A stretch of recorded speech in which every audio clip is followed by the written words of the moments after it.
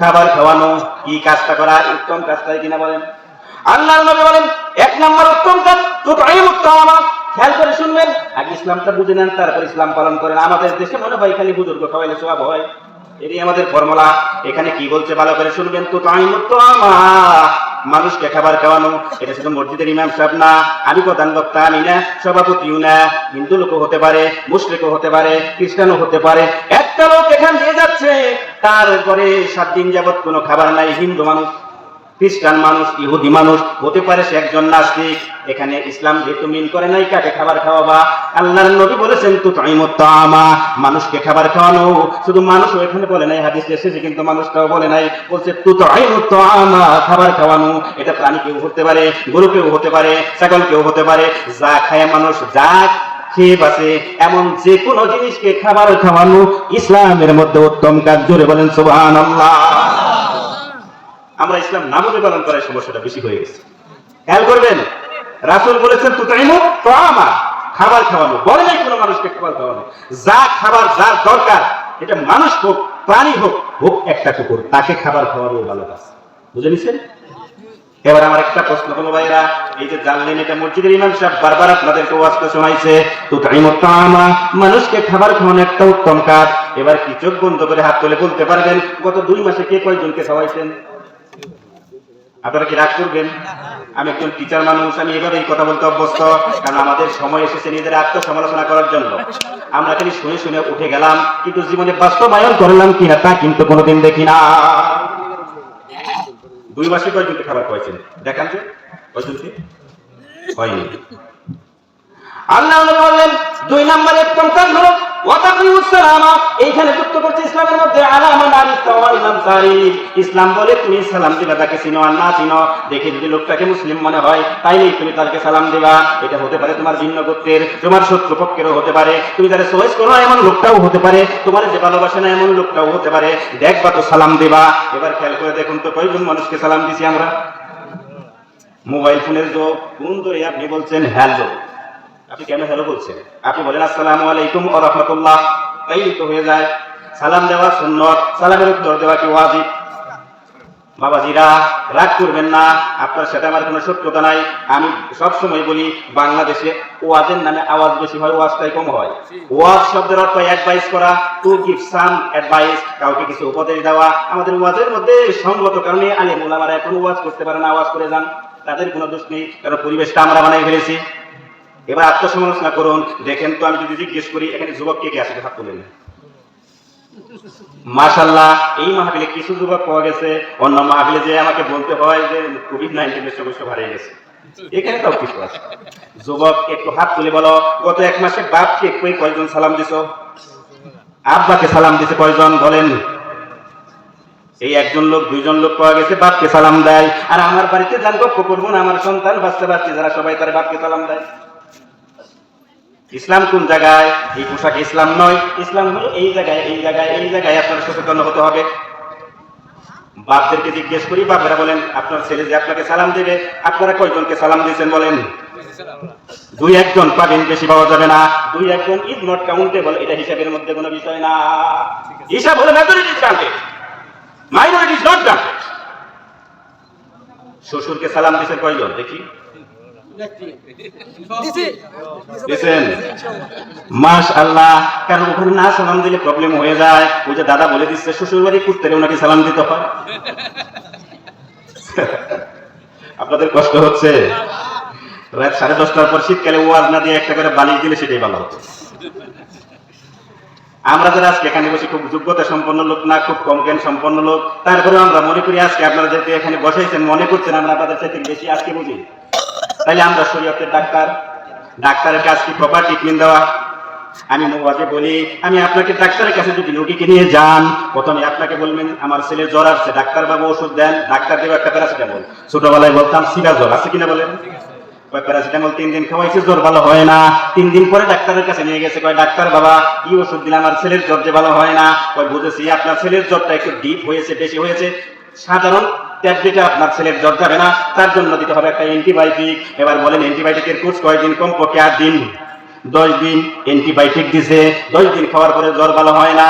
ওই ডাক্তার কি ওষুধ দিলারে? 10 দিন অ্যান্টিবায়োটিক খাওয়ার পরেও জ্বর ভালো হলো না। ওই বুঝেছি জ্বর আর বড় মারাত্মক। আপনার ছেলেকে ট্যাবলেটের কাজ হয় নাই, আপনার অ্যান্টিবায়োটিকের কাজ হয় নাই, তাইলে আপনার ছেলেকে দিতে হবে ইনজেকশন। এবার বলেন ইনজেকশন কি আরাম না দুঃখ? দুঃখ। আরে 10 বছর আগে ওয়াজ করেছি, যে রোগ ছিল বক্তা এসে দেখে সেই রোগটা এখন রয়েছে। কারণ 10 বছর আগে আমি না ওয়াজ করলে আর একজন সালামের ওয়াজ নিশ্চয় করে গেছে, মসজিদের ইমাম সাহেব এই ওয়াজটা নিশ্চয় করেছে, ওই সালাম তো ভালো হয় নাই, তার মানে রোগ যেটা সেটাই আপনার এখানে রয়ে গেছে। এখন আমি কি করবো? একটা অ্যান্টিবায়োটিক যদি দেয় আপনারা কি কষ্ট পাবেন? কষ্ট পাইলে রোগ ভালো হবে? কথা বলেন। এবার আসল জায়গায় প্রশ্ন করি, ভাইয়েরা আমার, কে কে আছেন মাকে সালাম দিয়েছেন বলেন? 2-4 জন, বেশি লোক না। আর একটু ডিপলি জিজ্ঞেস করি, বউকে সালাম দিয়েছেন কি কয়জনে এক মাসে? ওই 1 জন 2 জনই পাওয়া যাইব। আরে আমি আমার বউকে দিনে কমপক্ষে 10টা বার সালাম দিই, কারণ 10 বার ফোন করলে আসসালামু আলাইকুম ওয়া রাহমাতুল্লাহ, বউ বলে ওয়ালাইকুম আসসালাম ওয়া রাহমাতুল্লাহ। না না, গল্প করার জন্য বলিনি, আপনার শরমকে কমিয়ে দেওয়ার জন্য বলছি। আপনার লাজকে কমে যাক, বউকে সালাম দিবেন আজকে বাড়িতে যে, কে বলেন? ইনশাআল্লাহ দিবেন? হ্যাঁ, এই তো শান্তি আসবে। বাপকে সালাম দিবেন না? বাপ সালাম দিবেন? হাত তুলে আল্লাহকে দেখান, বাপকে কে কে সালাম দেবেন। আল্লাহ তুমি দেখেছো, কবুল করো। জোরে বলে আমি ওয়াজ শেষ, আর ওয়াজ দরকার নাই, এটুকুই যথেষ্ট। পর্দার আল্লাহ কি মা বোনেরা আছে না? আছে না? বেশি না কম? বেশি না কম? তাই করে গণতান্ত্রিক দেশ, যে দেশে বেশি, যেদিকে বেশি ওইদিকে ওয়াজ করা উচিত। আমাদের দেশের মা বোনদের ওয়াজের মধ্যে খালি তাদেরকে ঠেকিয়ে যায়। সবাই গেছি লেগে এক বোন চিরকুট পাড়াইছে, হুজুর সবাই খালি আমাকে বিপক্ষেই বলে গেল, কেউ আর পক্ষে বলে না। মায়ের অপেক্ষা করেন, আপনাদের পক্ষে কিছু কথা বলবো ইনশাআল্লাহ। তাহলে সালাম হবে তো ইনশাআল্লাহ? আসছেন কোন নিয়তে? আল্লাহকে খুশি করার জন্য না খিচুড়ি খাওয়ার জন্য?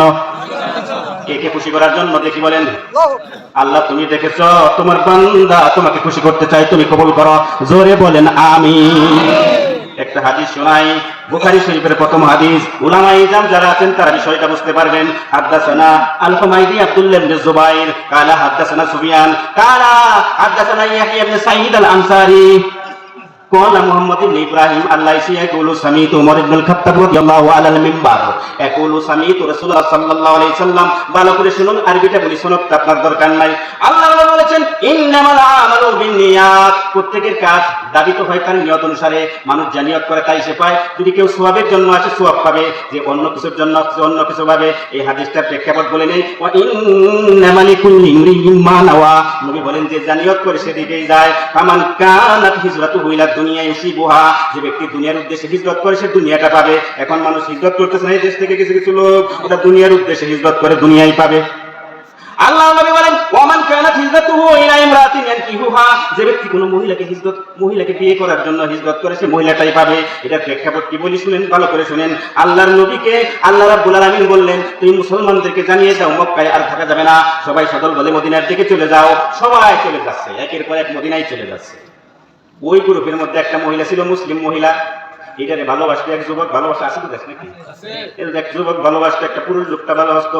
মহিলার নাম উম্মে কায়েস, একটা নাম, কেন তার নাম থাকতে পারে ওটা বিবেচ্য বিষয় নয়। এই মহিলা যায় কি যায় না, ওই যে ডার্লিং, পুরুষ ডার্লিং যেটা, এটা খালি তাকায় তাকায় যায়। সবাই তো মক্কা থেকে মদিনায় যায়, তাহলে আমার ডার্লিং মক্কা থেকে মদিনায় যায় কিনা এটা কি ফলো করতেছে, তাহলে আগুন গালন করতেছে। কিছুক্ষণ পরে দেখা গেল এই মহিলা উম্মে কায়েস কি মক্কা থেকে মদিনায় হিজরত, তো সাথে সাথে পুরুষ লোকটাও কি মক্কা থেকে মদিনায় হিজরত। আচ্ছা বলেন তো এটা কি হিজরত কি আল্লাহকে খুশি করার জন্য করছে না মহিলাকে পাওয়ার জন্য করছে?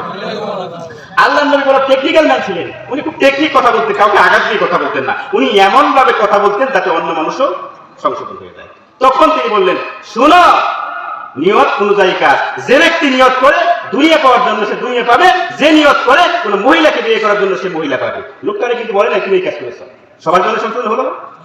তাহলে যে যে নিয়ত করে সে নিয়ত করে সে বদলা পাবে।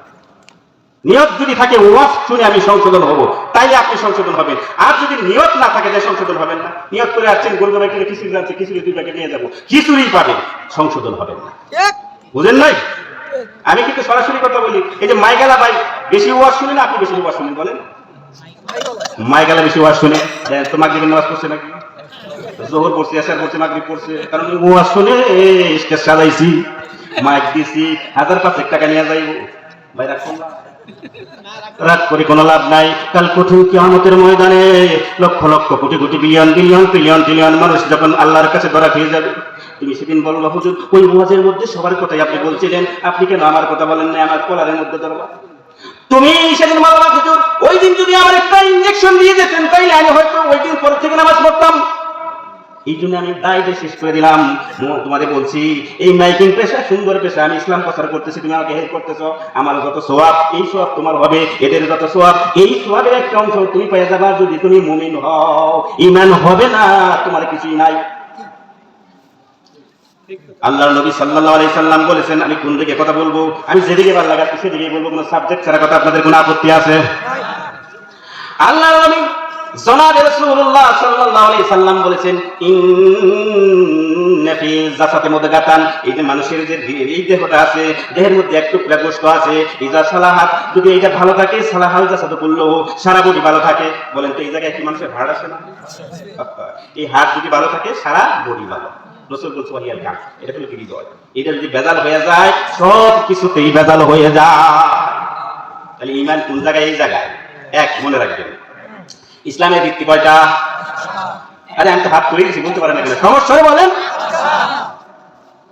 অসুবিধা নাই। এই সমাজে কি মানুষ কতজন? 360 এর মধ্যে এত কম মানুষ কেন? কম মানুষ হলে আমি খুব দোষ করি না, কারণ জান্নাতে প্রথম তো মানুষ কমই তো যাবে, বেশি তো যাবে না, তাই না? হ্যাঁ, ও কাতার তো আছে, তারপরে কম যাবে। কতটা কম যাবে শুনবেন। একটু হাদিস কিয়ামতের ময়দানে আপনাদেরকে ঘুরাই নিয়ে আসবো। আমি কোরআন হাদিস ভিত্তিক কথা বলতেই তো বেশি করি, অন্য কোনো কথা বলার সুযোগ পাই না। আর আপনি যদি বলেন যে হুজুর আজকে অন্য কথা শুনবো না, আপনি শোনা মানুষ কিসে কোন কালো গাদের কোন সেক্সপেট ট্র্যাজেডি কোন ওল্ডেস্টন কোন লিটেস্টন কোন সব বলতে পারেন, কিন্তু এতে কোনো লাভ নাই। عن ابي سعيد الخدري رضي الله عنه قال رسول الله صلى الله عليه وسلم, আল্লাহর নবী বলেন يقول الله تعالى يوم القيامه, কিয়ামতের দিন আল্লাহ রাব্বুল আলামিন কিয়ামতের ময়দানে ডাক দিবেন কাকে? বাবা আদম আলাইহিস সালামকে ডাক দিবেন, বলবেন ইয়া আদম। আদম বলবে লাব্বাইক ওয়া সাদাইক, ও আল্লাহ আমি হাজির আমি হাজির। বলো আল্লাহ কি বলবা? আল্লাহ রাব্বুল আলামিন বলবেন আদম রে আখরিজ বাসান্নার, তোমার যে সন্তান পৃথিবীতে যারা গিয়েছিল সেখান থেকে তুমি যারা জাহান্নামে যাবে তাদেরকে আলাদা করে নাও। জাহান্নামে যাবে তাদেরকে তুমি একটা আলাদা সাইড করো, জান্নাতি মানুষদেরকে তুমি আলাদা সাইড করো। আল্লাহর নবী বলেন আদম আলাইহিস সালাম বলবেন আল্লাহ ওয়া মা বাসুন্নার, আল্লাহ কয়জনকে আমি জান্নাতের জন্য এক সাইড করব আর কয়জনকে আমি জাহান্নামের জন্য আলাদা করব? আল্লাহ রাব্বুল আলামিন এর নবী মুহাম্মদুর রাসূলুল্লাহ সাল্লাল্লাহু আলাইহি সাল্লাম বলেন, আল্লাহ রাব্বুল আলামিন বলেছেন ও আদম তোমার সন্তানদের মধ্যে থেকে 1000 থেকে 999 জনকে জাহান্নামের জন্য আলাদা করো আর একজনকে মাত্র জান্নাতের জন্য আলাদা করো।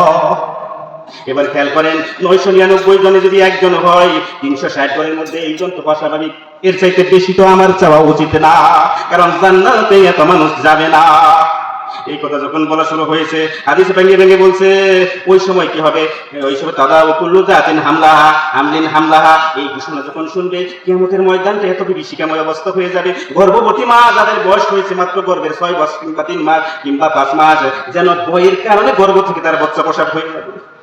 ভাইরা আমার কেন বুঝেন না? হৃদয় তো বুদ্ধি করেন। ওই যে কোন সালে জানেন ম্যাট্রিক পরীক্ষায় মাত্র 20% পাস করছিল, তখন ডিজিটাল ভাবে এই রেজাল্ট দিত না, ওই স্কুল করে টানাই দিছে, লোকজন সবাই চলে গেছে, আমার ছেলেও পরীক্ষা দিছে আমার ছেলেও পরীক্ষা দিছে। আর 100 মানুষ দাঁড়াইছে, যাওয়ার পরে দেখে মাত্র 20 জনের নাম এসেছে, 20 জন খুব খুশি হয়ে বাড়ি ফিরেছে। বাকি মানুষগুলো কি অবস্থা? লজ্জায় মাথাটা নিচু করতে করতে বাড়ির দিকে ফিরে গেছে।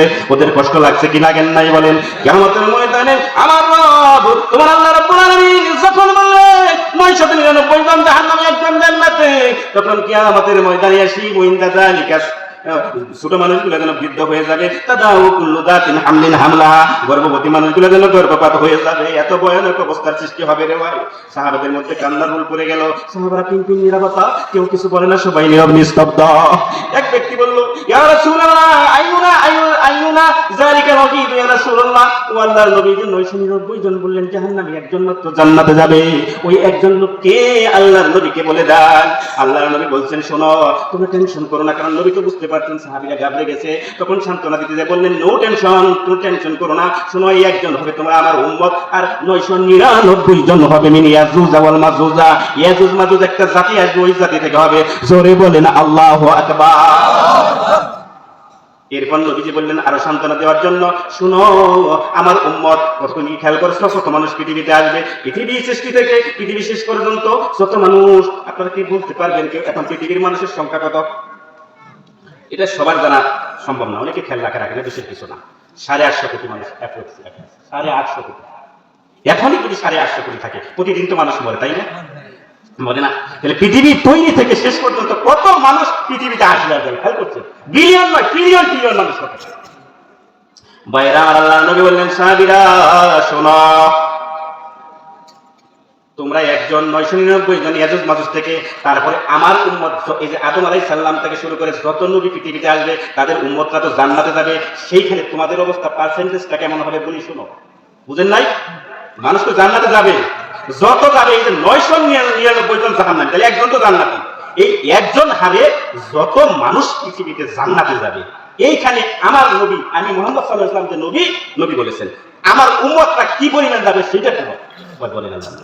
তখন বললেন, শোনো, যত মানুষ পৃথিবীতে জান্নাতে যাবে, আমি আশা করি তোমরা আমার নবীর উম্মত যাবে 4 ভাগের 1 ভাগ। জোরে বলেন আল্লাহু আকবার। এই আল্লাহর উপর আমি বলতে বলি, রাবি আবু সাইদ কুদ্দি বলেন, ফাকাব্বার না, আমরা সবাই সমস্যা বললাম আল্লাহু আকবার। যখন আল্লাহু আকবার বললেন, তখন নবীজি খুশি হয়ে বললেন, সাহাবীরা রে, ও আরজু আন তাকুনা সুলাসা মিন আহলিল জান্নাত, তোমরা 4 ভাগের 1 ভাগ জান্নাতে যেতে, কিন্তু তোমরা যখন আল্লাহর তাকবীর দিয়েছো, আল্লাহর আল্লাহু আকবার বলেছো, আমি তোমাদেরকে একটা সুসংবাদ দেই, আমি মনে করি আমার উম্মত যাবে 3 ভাগের 1 ভাগ। জোরে বলেন আল্লাহু আকবার। কথা বুঝেন নাই? আগে ছিল 4 ভাগের 1 ভাগ, এখন 3 ভাগের 1 ভাগ হলো। সংখ্যা বাড়লো না কমলো? সাহাবীরা বলেন, ফাকাব্বার না, আমরা সবাই তাকবীর দিলাম, আপনারা সবাই তাকবীর দেন, আল্লাহু আকবার। আল্লাহর নবী বলেন, আল্লাহু আকবার যখন বলছেন, আল্লাহর নবী বলেন, ও আমার উম্মত শোনো, আমি মনে করি আরজু আন তাকুনা নিসফা মিন আহলিল জান্নাত, পৃথিবী তৈরি থেকে পৃথিবীর শেষ